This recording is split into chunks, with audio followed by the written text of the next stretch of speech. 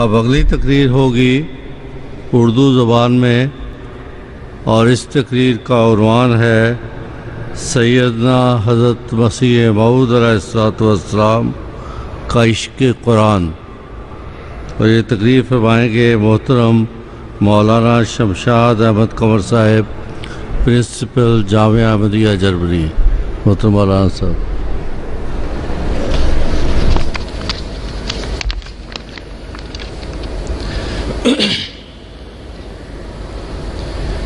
اشہد ان لا الہ الا اللہ وحدہ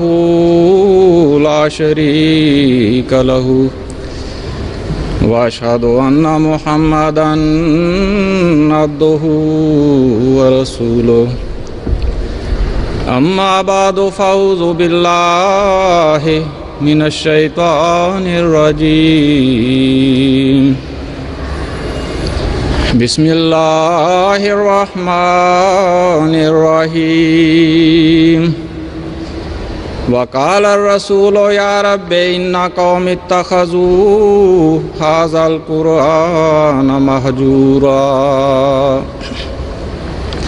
صدر محترم اور معزز سامعین حضرات، خاکسار کو آج جس موضوع پہ اظہار خیال کا موقع دیا گیا ہے وہ ہے حضرت مسیح موعود علیہ السلام کا عشق قرآن۔ اللہ تعالیٰ کی قدیم سنت سے ثابت ہے کہ اللہ تعالیٰ نے انسان کو پیدا کرنے کے بعد بے یار و مددگار نہیں چھوڑا، بلکہ اپنی صفت رحمانیت کے تحت اسے زندگی گزارنے کے لیے جس چیز کی بھی ضرورت تھی اللہ تعالیٰ نے اسے ہر وہ چیز عطا فرمائی۔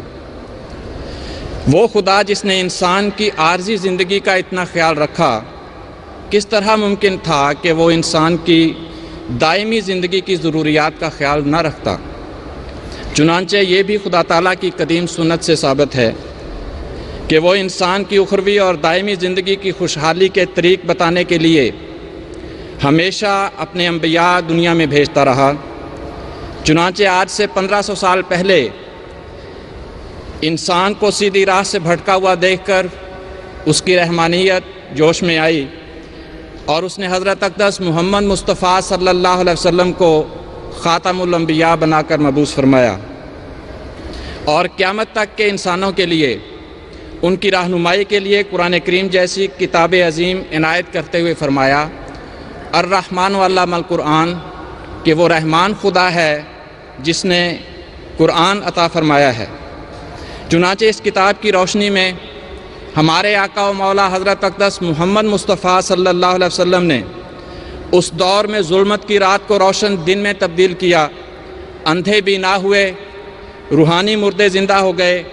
اور گونگوں کی زبانوں پر الہی معارف جاری ہونے لگے۔ لیکن جہاں قرآن کریم کی برکت سے یہ عظیم معجزہ رونما ہوا، وہاں قرآن کریم میں اللہ تعالیٰ نے یہ پیش گوئی بھی بیان فرمائی کہ ایک وقت آئے گا کہ رسول پکار اٹھے گا کہ یا رب ان قوم اتخذوا ھذا القرآن مہجورا، کہ اے میرے رب یقیناً میری قوم نے اس قرآن کو متروک کر چھوڑا ہے۔ اور آن حضور صلی اللہ علیہ وسلم نے یہ پیش گوئی فرمائی کہ یہ وہ دور ہوگا جب اسلام کا صرف نام اور قرآن کی صرف رسم باقی رہ جائے گی۔ چنانچہ اس دور میں جب قرآن دنیا سے اٹھ چکا ہوگا، اس کی محبت دلوں سے غائب ہو جائے گی، جب قرآن صرف قسمیں اٹھانے کے لیے استعمال ہو رہا ہوگا اور مسلمان کہلانے والے بھی اس پر عمل سے غافل ہوں گے،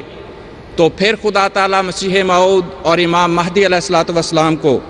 جو حضرت اقدس محمد مصطفیٰ صلی اللہ علیہ وسلم کا ہی غلام اور آپ کا مثیل ہوگا، اس آخرین کے دور میں مبعوث فرمائے گا، جو لوگوں کو اللہ کی آیات پڑھ کر سنائے گا، انہیں پاک کرے گا اور انہیں کتاب و حکمت سکھائے گا۔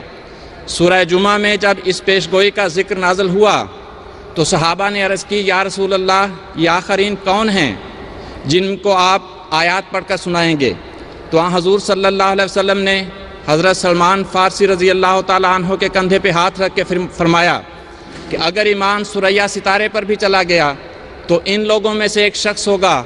جو ایمان کو دوبارہ زمین پر قائم کرے گا۔ چنانچہ آج سے 100 سال قبل مسلمانوں کی یہی حالت تھی کہ وہ کتاب جو انوار و برکات کا مجموعہ تھی، جس نے قرون اولیٰ کے مسلمانوں کی کایا پلٹ دی تھی، جس نے روحانی طور پر دم توڑتی ہوئی انسانیت کی نبضوں کو پھر سے متحرک کر دیا تھا، مسلمانوں نے اس کتاب سے روگردانی کر لی تھی اور اس پر عمل کی بجائے اسے گھروں میں تعویذ بنا کر سجا لینے پر ہی اکتفا کر لیا تھا، اور غیب مذاہب والے اسلام پر، بانی اسلام پر اور قرآن کریم پر گندے اعتراضات کر رہے تھے اور کوئی دفاع کرنے والا نہ تھا۔ ایسے میں قادیان کی گمنام بستی سے قرآن کریم کا ایک سچا عاشق اٹھا، جس کا دل قرآن کریم کی اس حالت پر درد سے پگھل گیا، اور اس نے اس کتاب عظیم کا وقار دنیا میں قائم کرنے کے لیے کمر ہمت کس لی۔ حضرت مسیح موعود علیہ الصلوۃ والسلام کی بعثت کا مقصد ہی دراصل قرآن کریم کی محبت کو دلوں میں بٹھانا تھا۔ آپ فرماتے ہیں، ہمیں قرآن شریف کے معارف دے کر ہی مبعوث کیا گیا ہے اور اس کی خدمت ہمارا فرض مقرر کی گئی ہے۔ حضرت مسیح موعود علیہ الصلوۃ والسلام کے عشق قرآن اور خدمت قرآن کی طرف اس دور کے اولیاء اور مجذوب بزرگوں نے بھی واضح طور پر پیش گوئیاں کی تھیں۔ چنانچہ ضلع لدھیانہ کے ایک مجذوب بزرگ گلاب شاہ صاحب نے حضور کے دعوے سے 30 برس قبل میاں کریم بخش صاحب ساکن جمال پور کو خبر دیتے ہوئے ایک پیش گوئی کی تھی کہ حضرت عیسیٰ قادیان میں پیدا ہو گیا ہے، وہ لدھیانے میں آئے گا۔ عیسیٰ بن مریم زندہ نہیں، وہ مر گیا ہے، وہ دنیا میں واپس نہیں آئے گا۔ اس امت کے لیے مرزا غلام احمد عیسیٰ ہے۔ جب وہ عیسیٰ ظاہر ہوگا تو دیکھے گا کہ مولوی کس قدر اس کی مخالفت کریں گے۔ وہ سخت مخالفت کریں گے لیکن نامراد رہیں گے۔ وہ اس لیے دنیا میں ظاہر ہوگا تا جھوٹے حاشیے جو قرآن کریم پر چڑھائے گئے ہیں ان کو دور کرے اور قرآن کا اصل چہرہ دنیا کو دکھائے۔ چنانچہ ان پیش گوئیوں کے مطابق اللہ تعالیٰ نے ازل سے ہی آپ کی فطرت میں قرآن کریم کی محبت ودیعت فرما دی تھی۔ حضرت اقدس کی سیرت طیبہ میں بکثرت روایات قرآن کریم سے عشق و محبت سے لبریز ملتی ہیں، اور دراصل یہی آپ کی بعثت کا مقصد تھا، اور یہی وہ ذریعہ ہے جس سے آپ نے دین حق کی شوکت اور عظمت کو دنیا کے سامنے پیش کیا۔ آپ دروازہ بند کر کے مصلی پہ بیٹھ کر یہ دعا کیا کرتے تھے کہ یا اللہ، تیرا کلام ہے، مجھے تو ہی سمجھائے گا تو میں سمجھ سکتا ہوں۔ حضرت مرزا اسماعیل بیگ صاحب جو کم عمری میں حضرت مسیح موعود علیہ الصلوۃ والسلام کی خدمت میں آئے، بیان فرماتے ہیں کہ ان دنوں حضرت صاحب کوئی مسودہ لکھا کرتے تھے اور قرآن مجید پر نشان کرتے رہتے۔ کبھی کبھی بڑے مرزا صاحب یعنی حضرت مرزا غلام مرتضیٰ صاحب مجھے بلا لیتے اور دریافت فرماتے کہ سنا تیرا مرزا کیا کرتا ہے؟ میں کہتا قرآن دیکھتے ہیں۔ اس پر وہ کہتے کہ کبھی سانس بھی لیتا ہے، یعنی قرآن کریم کی تلاوت سے فارغ بھی ہوتا ہے۔ اسی طرح آپ کے بڑے صاحبزادے حضرت مرزا سلطان احمد صاحب کا بیان ہے کہ آپ کے پاس ایک قرآن مجید تھا، اس کو پڑھتے اور اس پر نشان کرتے رہتے۔ وہ کہتے ہیں کہ میں بلا مبالغہ کہہ سکتا ہوں کہ شاید 10,000 مرتبہ آپ نے اس کو پڑھا ہو۔ چنانچہ آپ کی دعوے سے قبل کی زندگی بھی محبت قرآن اور مطالعہ قرآن سے پر نظر آتی ہے۔ بعض دیکھنے والوں کا بیان ہے کہ اس زمانے میں ہم نے جب بھی آپ کو دیکھا قرآن کریم ہی پڑھتے دیکھا، اور یہ مطالعہ محض سطحی نہیں تھا، بلکہ آپ قرآن مجید کے لفظ لفظ کی باریکیوں تک پہنچنے کے لیے اس قدر غور فرماتے کہ دنیا جہان سے بیگانہ ہو کر قرآن مجید کی وسعتوں میں گم ہو جاتے، اور آپ علیہ السلام کے والد بزرگوار کو بار بار کہنا پڑتا کہ مطالعے میں اس قدر انہماک صحت پر برا اثر ڈالے گا، کیونکہ وہ بحیثیت طبیب دیکھ رہے تھے کہ آپ کی غذا بہت قلیل ہے اور مطالعے کا یہ عالم ہے کہ زمانے میں اس کی نظیر نہیں ملتی۔ حضرات، قرآن کریم میں اللہ تعالیٰ اپنے صالح اور احسان کرنے والے بندوں کی علامت بیان کرتے ہوئے فرماتا ہے وَإِذَا سَمِعُوا مَا أُنزِلَ إِلَى الرَّسُولِ تَرَىٰ أَعْيُنَهُمْ تَفِيضُ مِنَ الدَّمْعِ مِمَّا عَرَفُوا مِنَ الْحَقِّ، کہ جب وہ اس کلام کو سنتے ہیں جو رسول کی طرف اتارا گیا ہے تو دیکھتا ہے کہ ان کی آنکھیں آنسو بہانے لگتی ہیں، اس وجہ سے کہ جو انہوں نے حق میں سے پہچان لیا۔ دعوے سے پہلے کی زندگی ہو یا بعد کی، آپ کے وجود میں یہ علامت بدستور دکھائی دیتی ہے۔ مولوی میر حسن صاحب آپ کی ملازمت کے دور کے بارے میں روایت کرتے ہیں کہ آپ کچہری سے تشریف لاتے تو قرآن مجید کی تلاوت میں مصروف ہوتے تھے، بیٹھ کر، کھڑے ہو کر، ٹہلتے ہوئے تلاوت کرتے رہتے اور زار زار رویا کرتے تھے، ایسی خشوع و خضوع سے تلاوت کرتے کہ اس کی نظیر نہیں ملتی۔ حضرت مفتی محمد صادق صاحب رضی اللہ تعالیٰ عنہ کی روایت کے مطابق سیر پہ جاتے ہوئے ایک دوست کے بارے میں آپ کو معلوم ہوا کہ یہ قرآن شریف بہت اچھا پڑھتے ہیں،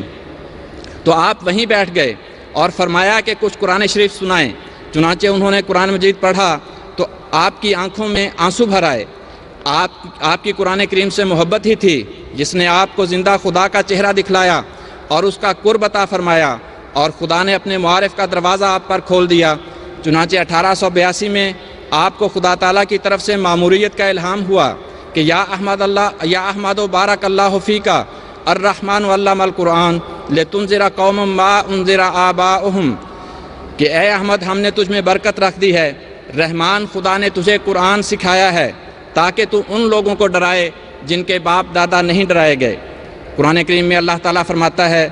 کہ لا یمسہ الا المطہرون، کہ قرآن کریم سے صرف پاک لوگوں کو ہی مس ہوتا ہے، یعنی خدا تعالیٰ سے تعلق رکھنے والے مقدس بزرگوں کو ہی اس کے معارف عطا کیے جاتے ہیں۔ چنانچہ قرآن کریم پر غور و فکر اور دعاؤں کے نتیجے میں اللہ تعالیٰ نے آپ کو اپنا چہرہ دکھلایا اور علم و معرفت کے وہ خزانے عطا فرمائے جنہیں ہتھیار بنا کر آپ نے مذاہب عالم کے منہ بند کر دیے۔ آپ فرماتے ہیں میں آپ کو یقین دلاتا ہوں کہ تفہیم الہی میرے شامل حال ہے، اور وہ عزا اسمہ جس وقت چاہتا ہے بعض معارف قرآنی میرے پر کھول دیتا ہے، اور اصل منشا بعض آیات کا میں ان کے ثبوت کے میرے پر ظاہر فرماتا ہے اور میخ آہنی کی طرح میرے دل کے اندر داخل کر دیتا ہے۔ پھر آپ فرماتے ہیں الحمدللہ ثم الحمدللہ، کہ اس نے مجھے قرآن کریم کے انوار سے وافر حصہ عطا فرمایا ہے اور اس کے موتیوں سے میرے فقر کو دور کر دیا ہے۔ اس نے مجھے اس کے پھلوں سے سیر کر دیا ہے، مجھے ظاہری و باطنی نعما سے نوازا ہے، مجھے اپنی طرف جذب کر لیا ہے۔ میں جوان تھا، اب بوڑھا ہو گیا ہوں، اور میری حالت یہ رہی ہے کہ جب بھی میں نے کسی دروازے کو کھولنا چاہا وہ میں نے کھول لیا، اور مجھے کسی نعمت کی ضرورت محسوس ہوئی تو وہ مجھے عطا کی گئی۔ جب بھی میں نے کسی امر سے پردہ ہٹانا چاہا تو میں نے ہٹا لیا، جب بھی میں نے تضرع سے دعا کی وہ قبول ہوئی۔ یہ سب کچھ میری اس محبت کی وجہ سے ہے جو مجھے قرآن کریم اور اپنے آقا اور امام سید المرسلین صلی اللہ علیہ وسلم سے ہے۔ اللہ تعالیٰ فرماتا ہے وَجَاهِدْهُمْ بِهِ جِهَادًا كَبِيرًا، کہ ان سے قرآن کریم کے ذریعے بڑا جہاد کر۔ اس قرآنی حکم کے ماتحت آپ نے تمام مذاہب پر دین اسلام کو غالب کرنے کے لیے قرآن کا حربہ ہاتھ میں لیا اور ہندوستان کے آریوں کے ساتھ مباحثے کیے، اور وید کے مقابل پر قرآن کریم کی برتری کو ثابت کیا اور 500 روپے کا انعامی چیلنج دیا۔ پھر ساری دنیا کو براہین احمدیہ کے ذریعے 10,000 روپے کا چیلنج دیا، اور عیسائی اور آریہ اور برہمو سماج وغیرہ جو قرآن اور صاحب قرآن حضرت اقدس محمد مصطفیٰ صلی اللہ علیہ وسلم کی صداقتوں کو دنیا کی نگاہ میں مشتبہ کر رہے تھے، آپ نے سب کا منہ بند کیا۔ پھر 1896 میں جلسہ مذاہب عالم میں قرآن کریم کی اعلیٰ و عرفہ تعلیمات پیش کر کے تمام مذاہب کو لاجواب کیا، اور ساری دنیا یہ تسلیم کرنے پر مجبور ہو گئی کہ آپ کا مضمون بالا رہا۔ آپ نے مخالفین اسلام پر ثابت کیا کہ قرآن کریم تمام مذہبی صداقتوں کا جامع ہے، کوئی ایسی مذہبی صداقت نہیں جو کسی کتاب نے پیش کی ہو یا جو آج کے کسی ذہن میں آئے اور قرآن کریم میں موجود نہ ہو۔ پھر آپ نے عیسائیوں سے مقابلہ کرتے ہوئے یہ اصول پیش کیا کہ قرآن وہ کتاب ہے جو نہ صرف خود دعویٰ کرتا ہے بلکہ اپنے ہر دعوے کی دلیل بھی خود دیتا ہے۔ اگر کوئی مذہب سچا ہے تو اپنی کتاب سے یہ بات ثابت کر کے دکھائے، لیکن کوئی مقابل پہ نہ آیا۔ یہ سب آپ کی محبت قرآن کے ثمرات تھے کہ خدا نے آپ کو فہم قرآن عطا فرمایا، اور قرآن کی محبت کے طفیل آپ نے اللہ کا قرب اور کامیابیاں حاصل کیں۔ حضرات، اس دور میں صوفیوں نے تزکیہ نفس کے لیے طرح طرح کے چلے بنا رکھے تھے اور وظائف بنا رکھے تھے، مگر حضور کا وظیفہ ہمہ وقت قرآن ہوتا تھا، اور کئی ماہ کے مجاہدات میں بھی صوم و صلات کے ساتھ ساتھ قرآن کریم کی تلاوت اور مطالب پر غور و خوض جاری رہتا۔ قرآن کریم کی محبت نہ صرف آپ کی زبان سے بلکہ اعمال سے بھی عیاں تھی۔ آپ کے تمام اقوال و اعمال قرآن کریم کی اطاعت سے پر تھے۔ آپ کیا خوب فرماتے ہیں کہ یک قدم دوری ازاں روشن کتاب، نزد ما کفر است و خسران و تباب، کہ اس روشن کتاب سے ایک قدم کی دوری بھی میرے نزدیک کفر، گھاٹا اور تباہی ہے۔ حضرت مسیح موعود علیہ الصلوۃ والسلام کے نزدیک نجات دوزخ سے بچنے یا جنت کے مل جانے کا نام نہیں، بلکہ حقیقی نجات اللہ تبارک و تعالیٰ کی کامل محبت کے حصول کا نام ہے۔ چنانچہ قرآن کریم میں خدا تعالیٰ خود اپنی محبت کے حصول کا ذریعہ یہ بیان فرماتا ہے کہ قل ان کنتم تحبون اللہ فاتبعونی یحببکم اللہ، کہ اے رسول لوگوں سے کہہ دے کہ اگر تم اللہ سے محبت کرنا چاہتے ہو تو میری پیروی کرو، اللہ تم سے محبت کرے گا۔ حضور صلی اللہ علیہ وسلم کا عمل کیا تھا جس کی پیروی انسان کو خدا کا محبوب بنا دیتی ہے؟ حضرت عائشہ رضی اللہ تعالی عنہ بیان فرماتی ہیں کہ کانا خلقہ القرآن، کہ آپ کا خلق قرآن تھا، یعنی قرآن کریم پر عمل کر کے ہی آپ نے خدا کو پایا تھا۔ چنانچہ حضرت مسیح موعود علیہ السلام نے بھی اس نبی کامل کی پیروی میں یہی اصول خود اپنایا اور اسے دنیا کے سامنے پیش کرتے ہوئے فرمایا کہ میں سامعین کو یقین دلاتا ہوں کہ وہ خدا جس کے ملنے میں انسان کی نجات ہے اور دائمی خوشحالی ہے، وہ بجز قرآن شریف کی پیروی کے ہرگز نہیں مل سکتا۔ پھر فرمایا اور یقیناً سمجھو کہ جس طرح یہ ممکن نہیں کہ ہم بغیر آنکھوں کے دیکھ سکیں یا بغیر کانوں کے سن سکیں یا بغیر زبان کے بول سکیں، اسی طرح یہ بھی ممکن نہیں کہ بغیر قرآن کے اس پیارے محبوب کا منہ دیکھ سکیں۔ آپ فرماتے ہیں اے عزیزو سنو کہ بے قرآن حق کو ملتا نہیں کبھی انسان، جن کو اس نور کی خبر ہی نہیں ان پہ اس یار کی نظر ہی نہیں۔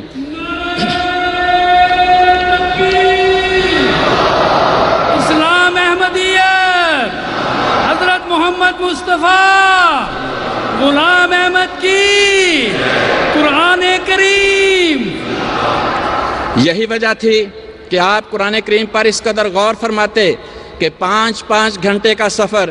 ایک ہی صفحے کی تلاوت کرتے اور اس پر غور و فکر کرتے ہوئے بغیر صفحہ پلٹے گزر جاتا، اور آپ اپنے محبوب ازلی کی محبت کے موتیوں کی تلاش میں اس وسیع سمندر میں غوطہ زن رہتے۔ حضرت مسیح موعود علیہ السلام سے قبل لوگ قرآن کریم کو ایک متبرک کلام تو سمجھتے تھے، لیکن اس کے مطالب پر غور سے لاپرواہ تھے اور محض تلاوت کو ہی کافی سمجھا جاتا تھا۔ نہ کہیں قرآن کریم کا درس ہوتا، نہ کہیں اس کا ترجمہ سکھایا جاتا۔ ترجمے کے لیے سارا دار و مدار تفسیروں پر ہی تھا۔ اس دور میں حضرت مسیح موعود علیہ السلام کی ہی ہستی تھی جس نے قرآن کو قرآن کے طور پر پیش کیا اور اس کا ترجمہ سیکھنے کی طرف توجہ دلائی۔ حضرات، کیا یہ عجیب بات نہیں کہ اس دور میں شاعروں نے خدا تعالیٰ کی حمد اور حضور صلی اللہ علیہ وسلم کی شان میں تو بے شمار نظمیں لکھیں، مگر قرآن کریم کی محبت میں کسی کو شعر کہنے کی توفیق نہ ہوئی۔ لوگوں نے حضور صلی اللہ علیہ وسلم کی نعت پڑھنی ہوتی تو انہیں مل جاتی، خدا تعالیٰ کی حمد میں شعر پڑھنے ہوتے تو انہیں مل جاتے، مگر جب قرآن کریم کی تعریف میں منظوم کلام پیش کرنے کی ضرورت پیش آتی تو سوائے حضرت مسیح موعود علیہ السلام کے کلام کے انہیں کہیں سے کوئی قابل ذکر کلام نہیں ملتا تھا۔ قرآن کریم کی محبت میں آپ کا منظوم کلام پڑھنے والے کے دل کو مسحور کر دیتا ہے۔ کلام کیا ہے؟ محبت کے جذبات کا ایک دریا ہے جس کی لہریں روانی سے بہتی ہوئی طوفان کا روپ دھارتی ہوئی نظر آتی ہیں۔ آپ کیا خوب فرماتے ہیں کہ جمال و حسن قرآن نور جانے ہر مسلمان ہے، کمر ہے چاند اوروں کا ہمارا چاند قرآن ہے، نظیر اس کی نہیں جمتی نظر میں فکر کر دیکھا، بھلا کیوں کرنا ہو یکتا کلام پاک رحماں ہے، بہار جاویداں پیدا ہے اس کی ہر عبارت میں، نہ یہ خوبی چمن میں ہے نہ ایسا کوئی بستاں ہے۔ پھر آپ فرماتے ہیں نور فرقاں ہے جو سب نوروں سے اجلا نکلا، پاک وہ جس سے یہ انوار کا دریا نکلا، حق کی توحید کا مرجھا ہی چلا تھا پودا، ناگہاں غیب سے یہ چشمہ اصفا نکلا۔ یا الہی تیرا فرقاں ہے کہ ایک عالم ہے جو ضروری تھا وہ سب اس میں مہیا نکلا، سب جہاں چھان چکے ساری دکانیں دیکھیں میں عرفاں کا یہی ایک ہی شیشہ نکلا۔ پھر فرمایا شکر خدائے رحماں جس نے دیا ہے قرآن، گنچے تھے سارے پہلے اب گل کھلا یہی ہے، کہتے ہیں حسن یوسف دلکش بہت تھا لیکن خوبی و دلبری میں سب سے سوا یہی ہے، یوسف تو سن چکے ہو ایک چاہ میں گرا تھا، یہ چاہ سے نکالے جس کی صدا یہی ہے، دل میں یہی ہے ہر دم تیرا صحیفہ چوموں، قرآن کے گرد گھوموں، کعبہ میرا یہی ہے۔ آپ قرآن کریم سے صرف خود ہی عشق نہ کرتے تھے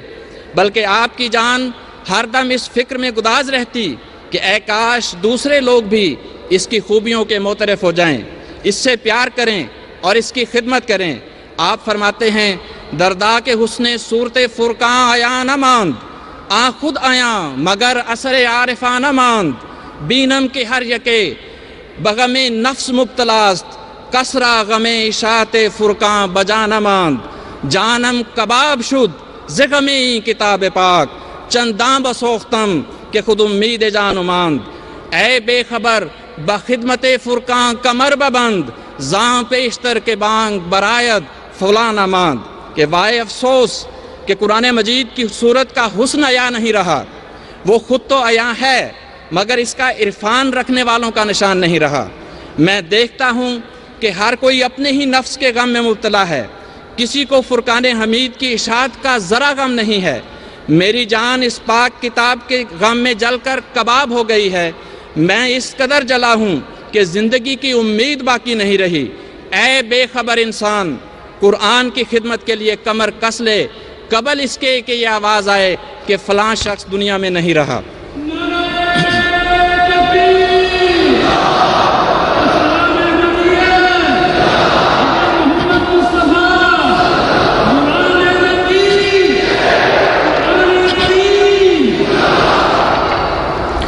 جہاں آپ نے قرآن کریم کے ذریعے غیر مذاہب کو لاجواب کیا، وہاں اندرونی طور پر ان مسلمانوں کو جو کبھی حدیث کو قرآن پر ترجیح دے رہے تھے، کبھی قرآن کریم کی آیات کو منسوخ قرار دے رہے تھے، کبھی قرآنی تعلیمات کو نظر انداز کرنے کی وجہ سے مصائب کا شکار ہو رہے تھے، یہ اصول سمجھایا کہ ان تمام مسائل کا حل قرآن مجید میں ہے۔ حدیث قرآن پر نہیں بلکہ قرآن حدیث پر حاکم ہے۔ آپ فرماتے ہیں کہ اب سب کتابیں چھوڑ دو، دن رات کتاب اللہ ہی کو پڑھو۔ بڑا بے ایمان ہے وہ شخص جو قرآن کریم کی طرف التفات نہ کرے اور دوسری کتابوں پر ہی دن رات جھکا رہے۔ ہماری جماعت کو چاہیے کہ قرآن کریم کے شغل اور تدبر میں دل و جان سے مصروف ہو جائیں اور حدیثوں کے شغل کو ترک کر دیں۔ بڑے تاسف کا مقام ہے کہ قرآن کریم کا وہ اعتناء اور تدارس نہیں کیا جاتا جو احادیث کا کیا جاتا ہے۔ اس وقت قرآن کریم کا حربہ ہاتھ میں لو تو تمہاری فتح ہے، اس نور کے آگے کوئی ظلمت نہیں ٹھہر سکے گی۔ پھر فرمایا کہ قرآن شریف ایک یقینی مرتبہ رکھتا ہے اور حدیث کا مرتبہ ظنی ہے۔ حدیث قاضی نہیں بلکہ قرآن اس پر قاضی ہے۔ ہاں، حدیث قرآن شریف کی تشریح ہے، اس کو اپنے مرتبے پر رکھنا چاہیے۔ حدیث کو اس حد تک ماننا ضروری ہے کہ قرآن شریف کے مخالف نہ پڑھے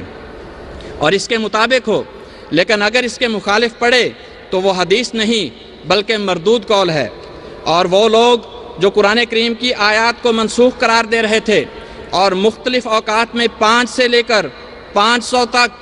آیات کو منسوخ قرار دیا جا رہا تھا، ان کے مقابل پر آپ کے عشق قرآن نے اس بات کو برداشت نہ کیا اور بڑی تحدی سے فرمایا کہ قرآن کریم کا ایک شوشہ بھی منسوخ نہیں بلکہ بسم اللہ کی بے سے والناس کی سین تک آج بھی اسی طرح قابل عمل ہے جس طرح حضور صلی اللہ علیہ وسلم کے دور میں تھا۔ آج مسلمان خدا اور خدا کے کلام سے دور ہو گئے ہیں اور پوری دنیا میں مصائب اور مشکلات کا شکار ہیں اور کوئی راہ سجھائی نہیں دے رہی۔ حضرت مسیح موعود علیہ الصلوۃ والسلام ان تمام مشکلات کا حل عشق قرآن اور قرآن کریم پر عمل میں بیان فرماتے ہیں۔ آپ نے فرمایا قرآن کو چھوڑ کر کامیابی ایک ناممکن اور محال امر ہے، اور ایسی کامیابی ایک خیالی امر ہے جس کی تلاش میں یہ لوگ لگے ہوئے ہیں۔ صحابہ کے نمونوں کو دیکھو،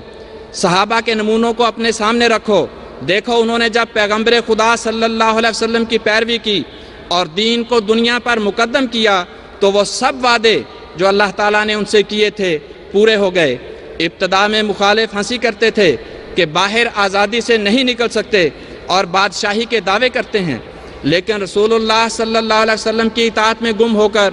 وہ پایا جو صدیوں سے ان کے حصے میں نہ آیا تھا۔ پھر فرمایا تم یاد رکھو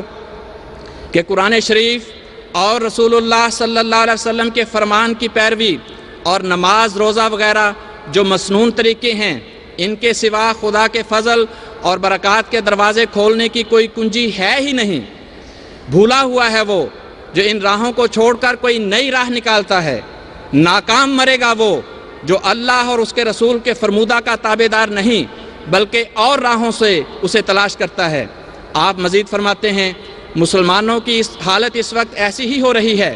وہ جانتے ہیں کہ ساری ترقیوں اور کامیابیوں کی کلید یہی قرآن شریف ہے جس پر ہم کو عمل کرنا چاہیے، مگر نہیں، اس کی پرواہ بھی نہیں کی جاتی۔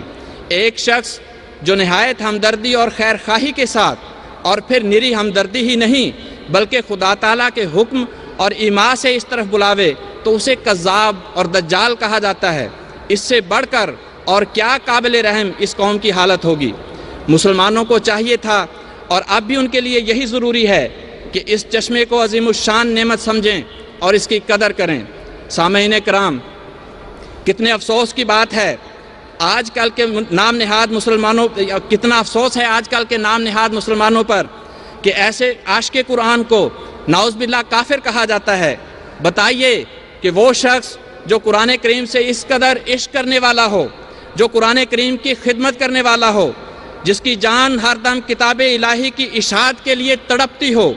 جو تزکیہ نفس کے لیے قرآن کریم کو مقدم رکھتا ہو، جو جہاد کے لیے قرآن کا حربہ اختیار کرنے کا سبق دیتا ہو، جو دینی اور دنیاوی مشکلات میں قرآن کریم کو مشعل راہ بنانے والا اور بتانے والا ہو، جو سینکڑوں مقامات پر قرآن کریم کا درس جاری کرنے والا ہو، جو غیروں کے مقابل پر قرآن کریم کا دفاع کرنے والا ہو، کیا ایسا شخص دشمن قرآن ہے یا عاشق قرآن؟ افسوس ایسے لوگوں پر جو ایسے قرآن کو بھی کافر قرار دیتے ہیں۔ تم ہمیں دیتے ہو کافر کا خطاب، کیوں نہیں لوگو تمہیں خوف عقاب۔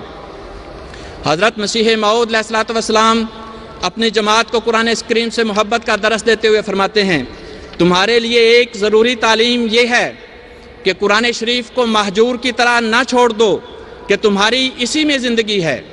جو لوگ قرآن کو عزت دیں گے وہ آسمان پر عزت پائیں گے۔ جو لوگ ہر ایک حدیث اور ہر ایک قول پر قرآن کو مقدم رکھیں گے ان کو آسمان پر مقدم رکھا جائے گا۔ نوع انسان کے لیے روئے زمین پر اب کوئی کتاب نہیں مگر قرآن، اور تمام آدم زادوں کے لیے اب کوئی رسول اور شفیع نہیں مگر محمد مصطفیٰ صلی اللہ علیہ وسلم۔ آپ پھر فرماتے ہیں کہ جو شخص قرآن کریم کے 700 حکموں میں سے ایک چھوٹے سے حکم کو بھی ٹالتا ہے وہ نجات کا دروازہ اپنے ہاتھ سے اپنے پر بند کرتا ہے۔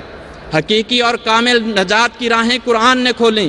باقی سب اس کے ذل تھے۔ سو تم قرآن کو تدبر سے پڑھو اور اس سے بہت ہی پیار کرو، ایسا پیار کہ تم نے کسی سے نہ کیا ہو، کیونکہ جیسا کہ خدا نے مجھے مخاطب کر کے فرمایا کہ الخیر کلہ فی القرآن، کہ تمام قسم کی بھلائیاں قرآن میں ہیں، یہی بات سچ ہے۔ افسوس ان لوگوں پر جو کسی اور چیز کو اس پر مقدم رکھتے ہیں۔ تمہاری تمام فلاح اور نجات کا سرچشمہ قرآن میں ہے۔ کوئی بھی تمہاری ایسی دینی ضرورت نہیں، کوئی بھی تمہاری ایسی دینی ضرورت نہیں جو قرآن میں پائی نہیں جاتی۔ تمہارے ایمان کا مصدق یا مکذب قیامت کے دن قرآن ہے، اور بجز قرآن کے آسمان کے نیچے کوئی کتاب نہیں جو بلا واسطہ قرآن تمہیں ہدایت دے سکے۔ خدا نے تم پر بہت احسان کیا ہے جو قرآن جیسی کتاب تمہیں عنایت کی۔ میں تمہیں سچ سچ کہتا ہوں کہ وہ کتاب جو تم پر پڑھی گئی اگر عیسائیوں پر پڑھی جاتی تو وہ ہلاک نہ ہوتے، اور یہ نعمت اور ہدایت جو تمہیں دی گئی ہے اگر بجائے تورات کے یہودیوں کو دی جاتی تو بعض فرقے ان کے قیامت سے منکر نہ ہوتے۔ بس اس نعمت کی قدر کرو جو تمہیں دی گئی، یہ نہایت پیاری نعمت ہے، یہ بڑی دولت ہے۔ اگر قرآن نہ آتا تو تمام دنیا ایک گندے مضغے کی طرح تھی۔ قرآن وہ کتاب ہے جس کے مقابل پر تمام ہدایتیں ہیچ ہیں۔ سامعین کرام، قرآن کریم کے حقائق اور معارف پوری دنیا کے غافل لوگوں پر کھلنے کے لیے آپ کے دل میں کس قدر درد تھا، اس کا اندازہ آپ کی اپنے رب کریم کے حضور اس دردناک دعا سے بھی ہوتا ہے، جسے پیش کر کے اپنی گزارشات کو ختم کرتا ہوں۔ حضور اپنے رب سے دعا کرتے ہیں کہ اے قادر خدا، اے اپنے بندوں کے رہنما، جیسا کہ تو نے اس زمانے کو ثنائے جدیدہ کے ظہور اور بروز کا زمانہ ٹھہرایا ہے، ایسا ہی قرآن کریم کے حقائق اور معارف ان غافل قوموں پر ظاہر فرما، اور اب اس زمانے کو اپنی طرف اور اپنی کتاب کی طرف اور اپنی توحید کی طرف کھینچ لے۔ وہ لگا دے آگ میرے دل میں ملت کے لیے، شعلے پہنچے جس سے ہر دم آسماں تک بے شمار۔ ایک کرم کر پھیر دے لوگوں کو فرقاں کی طرف، نیز دے توفیق تا وہ کچھ کریں سوچ اور بچار۔ وآخر دعوانا ان الحمدللہ رب العالمین۔ اللہ اکبر، اسلام احمدیت زندہ باد، غلام احمد کی، جے، قرآن کریم، زندہ باد، قرآن کریم، زندہ باد، نعرہ تکبیر۔ اللہ اکبر۔ جزاکم اللہ احسن الجزا۔ اللہ تعالیٰ سے دعا ہے کہ خدا تعالیٰ ہمارے دلوں میں قرآن کریم کی محبت اور قرآن کریم کا عشق پیدا کرے، اور خدا تعالیٰ ہم سب کو قرآن کریم کے حقائق و معارف سمجھنے اور ان پر عمل کرنے کی توفیق عطا فرمائے۔